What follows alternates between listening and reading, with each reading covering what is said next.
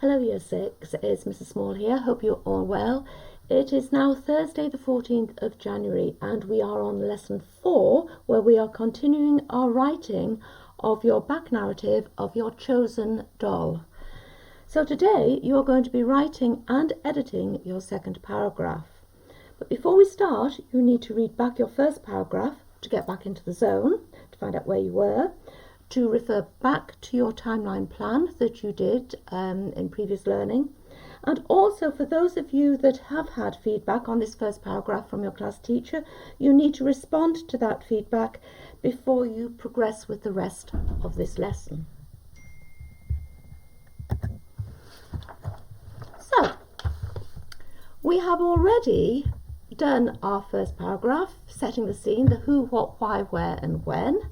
So now we are moving on to writing the second paragraph. This is the journey, in my story, this is the journey to the party where she has a bit of a dilemma. So I don't get confused with this, I'm going to, as I did yesterday, just cover this one up so that I don't see it, and I start to put any of the ideas that I want to use in my third and fourth paragraph inadvertently into my second paragraph. So I'm just going to now refer back to my plan. I know it's the journey to the party. I'm going to have some sort of dilemma, and I've expanded on here with how I'm going to, the bones of what I'm going to write in this paragraph. So I know it's snowing, the traffic is slow because it's snowing, and because of all this she's late. She remembers her mum said she had to stick to the route, but she wants to take a shortcut so that she gets to the party on time. And she knows she's not supposed to go down there, but she can't quite remember why. Now, I've also decided that in this paragraph, I want to use a simile and a metaphor. Remember, simile compares something to something else using like, and metaphor says someone is something. If you can't remember what they are, though I'm sure you can, but if you can't, go back to yesterday's lesson and revise that before you move on. So, let me just see where I'm going to start. Now again, I'm going to try and vary my sentence starters in this paragraph so that I have that cohesion going through. And I'm also going to try and link one idea to the next idea in each sentence, so again, that helps my cohesion. So, I'm going to start off with this morning. Oh dear, I didn't want that underlining. That's a good start, isn't it? Keep it in bold, take that out. Right. This morning. Now that is an adverbial of time, so we know that after an adverbial we have a comma. We've got a capital letter in there as well. Let's correct that one. This morning. Expand that out. Now I know it's snowing, so I'm going to refer to that, and I'm going to say the snow lay. And I'm going to try and get a simile in here. So the snow lay like a... Well, I know a simile that's used quite a bit to refer to snow. Snow lay like a blanket. So I'm going to say the snow lay like a blanket, but then I'm going to have to say where it lay. Now I could say the snow lay like a blanket on the floor, but I want to make it sound as though it's covering the whole town. So this morning the snow lay like a blanket across the town.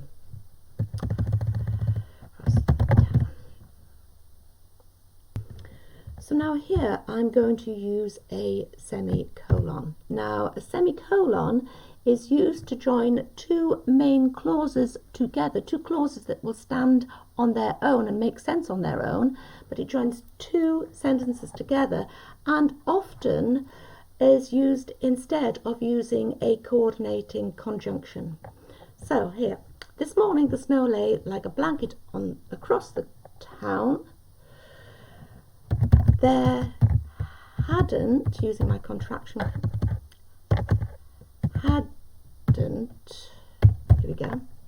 hadn't been a snowfall like it for such a long time.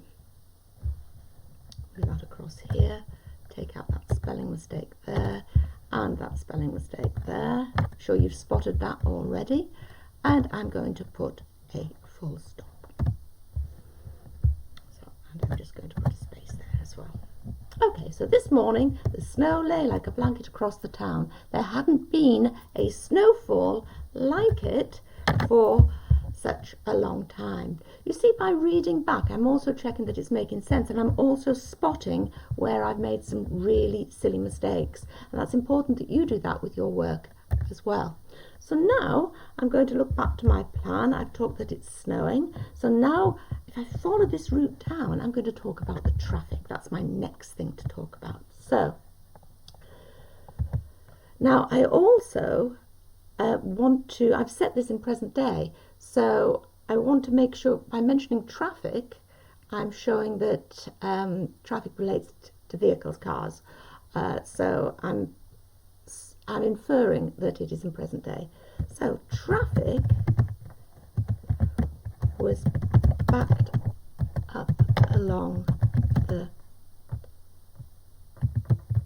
high street. Oh dear me, I'm not typing very well at all today, am I? The traffic was backed up along the high street. Then I'm going to use a colon, and a colon is used to extend the subject that you've been talking about in the first part of the sentence. So traffic was backed up along the high street. I'm going to explain why it was backed up. Slowed down by the terrible road conditions caused by the heavy snow. Okay.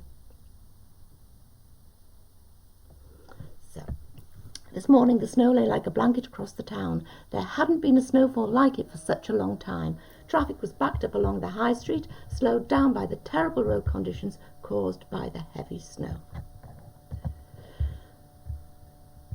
Now don't worry if you're not sure about using colons and semicolons. I know some of you have already been taught to use it and some of you haven't. If you haven't and you're not sure about it, commas work equally well in these where I've got a colon here. I could put a comma and that would work equally as well, or I could put a full stop here and start a new sentence there, and that would work exactly the same. It's your own personal choice and working at the level that you feel comfortable with. So I'm just going to put that back because I like it like that, and I'm going to use my colon there. Okay, so now I've done that. I want to refer back to Eva now, so I'm going to bring her in as she. Now I don't have to keep saying Eva because I know it's about her, so I'm using the pronoun to replace it. So as she walked very slowly, I'm going to use brackets here to add some extra information to explain why she's walking very slowly. The pavements were an ice rink.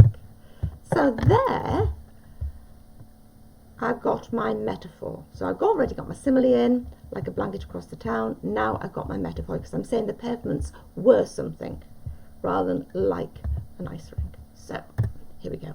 As she walked very slowly, the pavements were an ice rink. She realised she was going to be late. Exclamation mark. Okay. Then I want to create a picture in my mind about how she would be feeling. So I'm going to say, many thoughts raced. Oh, that's personification. But I'll leave it in because I quite like it. Many thoughts raced through her mind. Then I'm going to explain some of those thoughts. What should she do? Question mark. She would be late. Full stop. Short sentences to move, because that's when you're thinking about things and you've got a bit of a dilemma, and this is the dilemma I'm talking about. You would be thinking lots of things racing through her mind. These are all her thoughts. What should she do? She would be late. She doesn't want to be late for the party. She remembers her mum told her to stick to the agreed route. But her short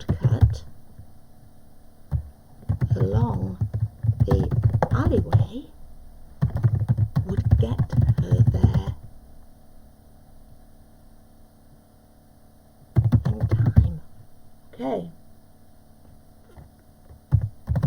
However, comma, dear me, however, comma, her mum told her she should never go this way.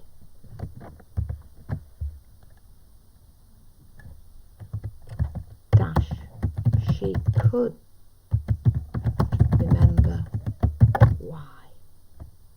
Question mark.